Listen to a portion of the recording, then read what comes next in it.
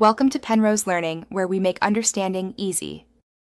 You start by confirming the basics. Make sure your iPad 10th generation is updated so widget features behave predictably. Once done, unlock the device and swipe to the home screen or Today view where you want the widget. Now long press an empty area or any app icon until the apps and widgets start to jiggle. This is called jiggle mode. You need that mode active to add or move widgets, so don't skip it.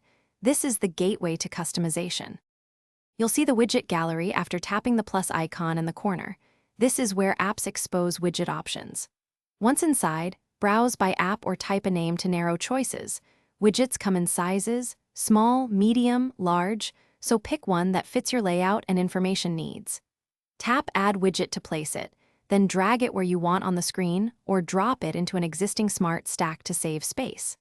Make sure the Widgets app has permission to show. You finish by tapping Done to lock placements and watching the widgets populate with content. If a widget shows stale data or blank content, make sure the app has background app refresh and relevant permissions enabled. This is why some widgets don't update. If problems persist, remove the widget and add it again, and as a last resort, restart your iPad to clear temporary glitches. That sequence, check permissions, re-add, restart, resolves most widget issues quickly.